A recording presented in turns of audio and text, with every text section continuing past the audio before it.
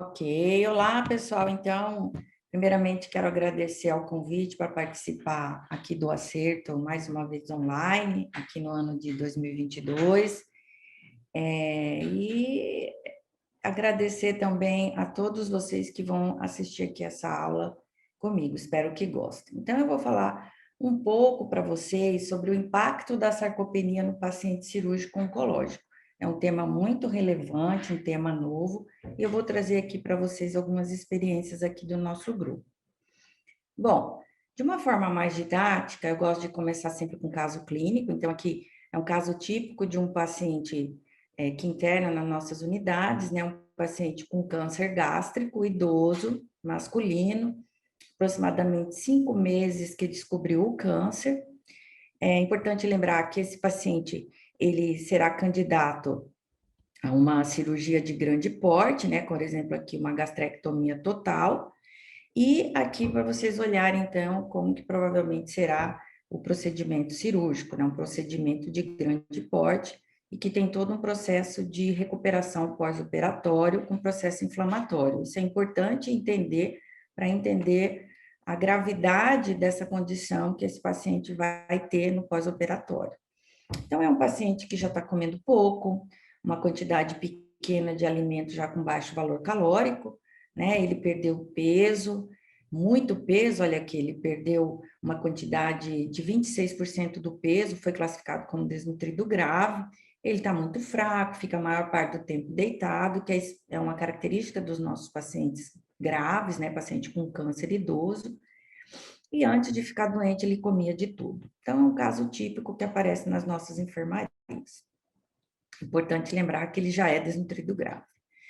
Então, dentro desse impacto, da primeira coisa que a gente pode mostrar e falar aqui, é que a desnutrição causada pelo câncer, ela está relacionada ao próprio tumor, que vai levar a elevação de marcadores inflamatórios, isso vai levar desde a anorexia, né? E com resultado final com essa perda de massa magra. Então, você tem um paciente idoso, né, que já está desnutrido e que no pós-operatório, ou que começou a perder massa com a presença do tumor. E se a gente pensar só nas questões da resposta inflamatória em si, que é o que vai acontecer com ele também no pós-operatório, esse paciente tem já um comprometimento ainda pior da anorexia, uma maior perda de peso e função pela resposta inflamatória, fadiga, cansaço, depressão e muita perda de massa magra. Então, todos esses fatores relacionados ao câncer vão levar a um comprometimento desse paciente do ponto de vista de aumento de complicações, infecções, maior tempo de recuperação. Com isso, esse paciente vai ficar mais, né, tempo internado e pode ter maior risco de óbito.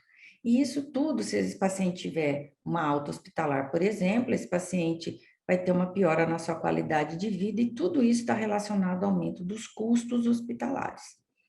Então, será que nosso paciente é sarcopênico? Né? Então, esse é um alerta na admissão hoje para nós, não só a desnutrição, mas a presença de sarcopenia que cursa com piores desfechos. Então, esse paciente, ele é um desnutrido prévio, ele já tem um câncer e é candidato a uma operação de grande porte. Essa operação vai levar ao aumento da resposta inflamatória, que cursa com balanço nitrogenado negativo, com perda de massa magra, né?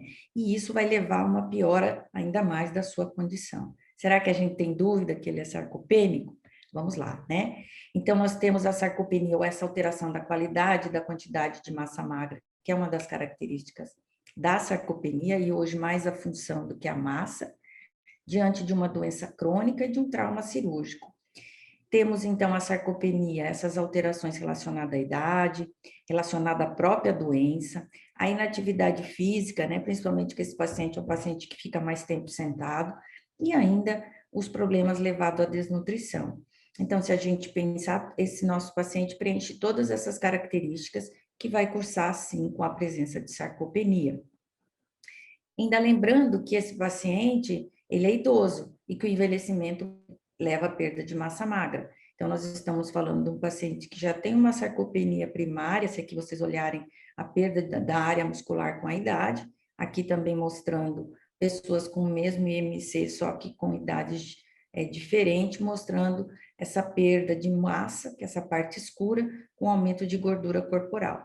Então, sim, nosso paciente é sarcopênico, então ele pode apresentar complicações não só da desnutrição, como da sarcopenia. Então, nosso paciente, ele tem desnutrição, sarcopenia, ICSA, ele pode ter também uma caquexia, né? Bom, então qual que é a associação? Os estudos mostram, esse aqui é um estudo de 2018, mostrando em pacientes cirúrgicos, né, com câncer do aparelho digestivo, é um estudo com 7.000 pacientes, na verdade é uma meta-análise, né, uma casuística muito grande, pacientes de cirurgias do aparelho digestivo, e o diagnóstico de sarcopenia variou de 18% a 78%. Então, uma variação muito grande, né? Porque a gente sabe que existem vários métodos, dependendo do método, você pode encontrar um percentual. E o que que eles viram, né? O tema da nossa aula, que os pacientes que eram sarcopênicos, eles tinham mais risco de complicações, de grandes complicações, por exemplo, aqueles com clavo indígeno maior ou igual a 3, né? Ou seja, um risco de 1,5 mais vezes do que aqueles sem sarcopenia, tá? Então, isso já é, ou seja, se seu paciente é sarcopênico, ele tem 1,5 vezes mais chance ou mais risco de ter qualquer complicação, tá? Esse é um trabalho nosso, do nosso grupo, que inclusive eu tive a honra desse trabalho ser premiado em 2020 pelo Colégio Brasileiro de Cirurgiões, e esse estudo nosso, que é de uma aluna nossa de mestrado, nós estudamos pacientes oncológicos submetidos à operação de grande porte. No final, nós tivemos 220 pacientes. Nós estudamos a associação dessa sarcopenia, da provável sarcopenia, né, com desfechos pós-operatórios e com sobrevida. Então, pelo SARC-F, nós encontramos que 17% dos pacientes tinham risco de sarcopenia, 12% já tinham uma força reduzida e 6,4% tinham tanto em risco como uma força reduzida, que nós classificamos como provável sarcopenia. 37% dos pacientes apresentaram pelo menos uma complicação no pós-operatório, 15%, não, 16% era infecciosa e tiveram clavidindo, 27% clavidindo, quase 30%, né, 1 e 2. Então, não era tão grave em relação ao clavidindo. O que que nós vimos? Nós estudamos sobrevida e nós vimos que esses pacientes que tinham provável sarcopenia, eles tinham uma menor probabilidade de vida, né, do tempo que eles ficaram internados, 28% versus 5,3%. Ou seja, os pacientes com provável sarcopenia, eles têm mais risco de óbito, né? Então, nós vimos isso um log rank, ou seja, uma significância estatística muito boa, mostrando realmente que em 60 dias esses pacientes têm uma menor sobrevida. Vimos também o risco, esse risco aumentava quase 10 vezes de óbito, complicações também aumentava o risco, né, numa regressão, numa análise univariada, e aqueles submetidos também à cirurgia do aparelho digestivo tinham maior risco de óbito, né? Quando a gente levou para análise multivariada, em que você coloca todos esses fatores que podem interferir na mortalidade, nós vimos que o único fator que manteve o risco foi a provável sarcopenia, com um risco de quase 6 vezes mais. Então, nós vimos que a provável sarcopenia aumentou 6 vezes o risco de óbito entre os pacientes cirúrgicos, né, que operaram. Então, quão importante é avaliar se esse paciente, por exemplo, já tem baixa força e já tem um SARC, por exemplo, maior ou igual a 4, porque isso realmente aumenta o risco de óbito. Então, nós concluímos que esses pacientes que foram submetidos à cirurgia de grande porte por câncer apresentavam uma menor probabilidade de vida.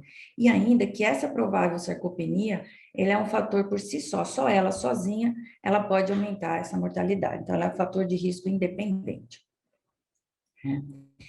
E esse aqui é um dado mais recente, dados ainda não publicados, que também nós estudamos pacientes com sarcopenia, tá? E aqui uma casuística maior, né? Nós vimos as características desses pacientes em relação à reinternação, e vou passar mais para frente daqui a pouco, mas vocês podem observar que aqui é risco de internação, sim, aqueles que reinternavam em relação tinham maior score ASA, né? Agora aqui eles tinham tanto risco nutricional ou desnutrido, mais do que aqueles que não reinternaram.